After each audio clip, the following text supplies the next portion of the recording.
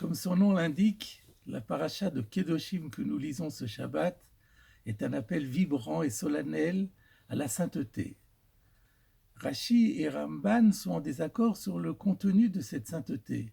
Selon Rashi, il s'agit de s'éloigner de tout péché, de toute transgression, en érigeant des barrières, un peu à la manière des gestes barrières qui avaient été institués à l'époque du Covid. Pour le Ramban, il s'agit de toute autre chose. Il s'agit d'un impératif de retenue, de modération, de tempérance, de sobriété dans le domaine de ce qui est permis. Même dans ce qui est permis, il faut savoir ne pas abuser de certaines choses, la façon de parler, même dans les relations autorisées avec les prochains, etc. Quelle que soit l'explication que nous donnons, il reste malgré tout une difficulté. Pourquoi cet impératif de sainteté figure-t-il en tête et en titre de nos parachas, puisqu'il lui donne son nom, la paracha des saints?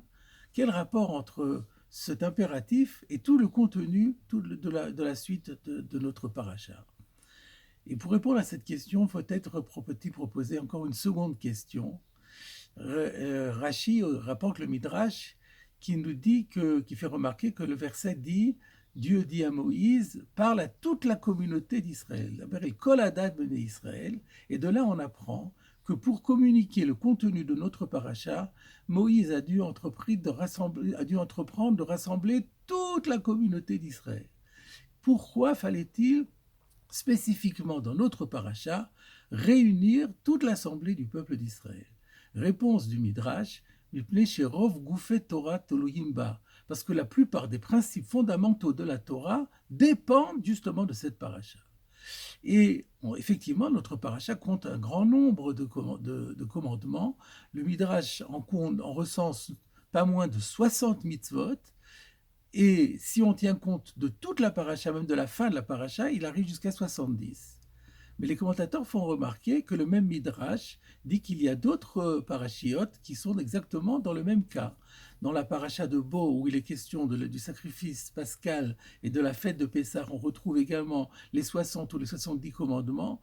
Dans la paracha de Mishpatim, qui gère les relations à autrui, les lois, ce qu'on appelle les lois civiles, il y a aussi 60 ou 70 commandements suivant la manière dont on recense. Alors, ces deux autres parachiotes n'ont pas été dites en présence de toute la communauté. Pourquoi celle-ci est différente?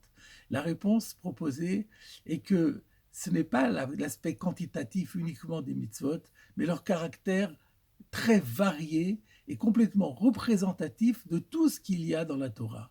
D'ailleurs, le Midrash nous dit que toutes les mitzvot qu'on retrouve dans Kedoshim, quelque part, réunissent l'ensemble des 10 commandements des Aseret Adibrot. Pour vous donner une illustration, voilà comment cette paracha. La première mitzvah qui suit celle de Kedoshim, c'est le respect des parents, puis ensuite le respect du Shabbat, puis ensuite l'interdit d'idolâtrie, puis ensuite les sacrifices, puis le commandement de charité, l'interdiction de voler. C'est véritablement une représentation hyper variée de tous les commandements de la Torah. Et c'est pour cela que, comme cela représente l'ensemble de la Torah, c'est pour cela qu'il a fallu il était bon de réunir toute l'assemblée du peuple d'Israël. Eh bien, pour cette même raison, nous comprenons pourquoi, justement ici, il est question de cet impératif de sainteté. Parce que le message est que lorsque on accomplit l'ensemble de ces commandements, quel que soit leur caractère, qu'il s'agisse d'une mitzvah à caractère strictement rituel dans la relation à Dieu, ou un caractère strictement civil dans la relation à autrui, ou qu'il s'agisse d'une mitzvah qui nous paraît complètement logique et que nous aurions accompli de toute façon, parce qu'elle répond à la bonne conscience morale.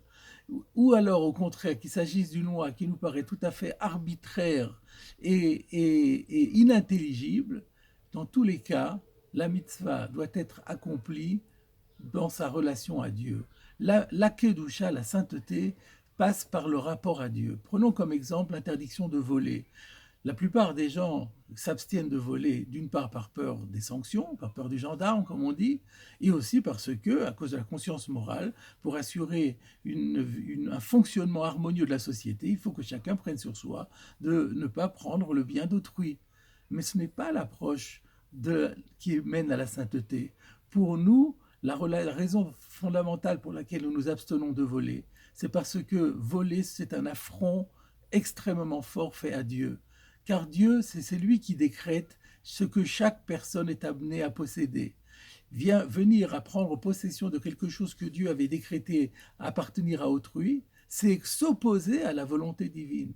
Voilà. Et là, il y a effectivement une relation à Dieu très forte, et c'est ça qu'on appelle la sainteté. Il en va de même, par exemple, pour l'impératif de charité.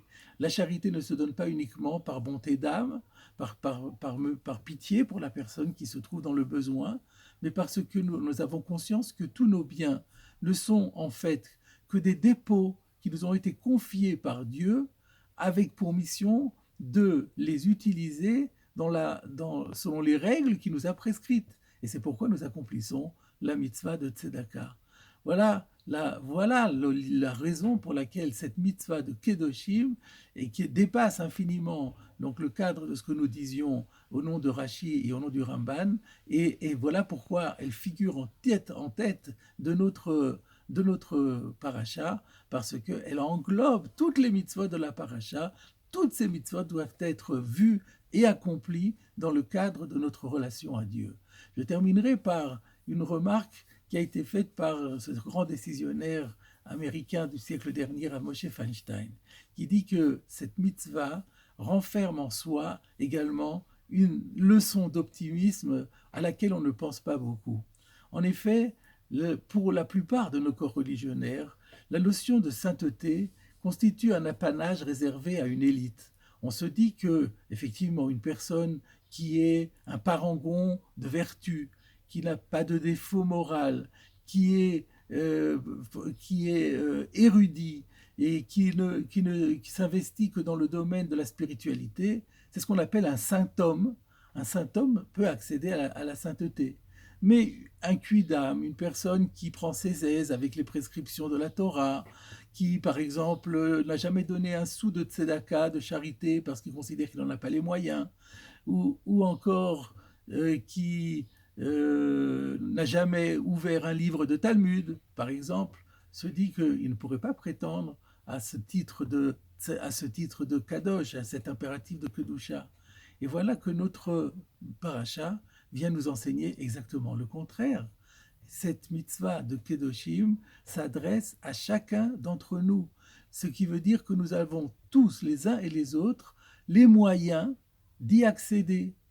Mais bien entendu, à condition de faire tous ces efforts, et même si on a l'impression que ces efforts seront vains, il faut savoir qu'à partir du moment où nous accomplissons tous les commandements dans l'esprit que nous avons donné, et à ce moment-là, toujours dans la relation avec Akadosh Baruch Hu, quel que soit l'acte que nous accomplissons, ou au contraire celui dont nous nous abstenons, nous le faisons toujours, non pas pour des raisons qui nous satisfont au niveau de notre conscience, parce que là c'est nous que nous servons, et ce n'est pas Dieu que nous servons. Et d'ailleurs très souvent dans ces cas-là, lorsqu'on fait cela uniquement par conviction personnelle, on s'autorise parfois des privautés et des incartades. Eh bien c'est pas comme cela. Mais si nous accomplissons les commandements comme un serviteur qui se plaît à servir son maître, et avec cette intention de nous élever spirituellement et de nous rapprocher de notre Créateur, alors là, nous sommes tous capables d'accéder à la sainteté qui a bien sûr un certain nombre d'échelons et sur lesquels il faut essayer de s'élever d'un échelon à l'autre. Voilà, mes chers amis, la leçon et l'appel à la sainteté de notre paracha de Kedoshim.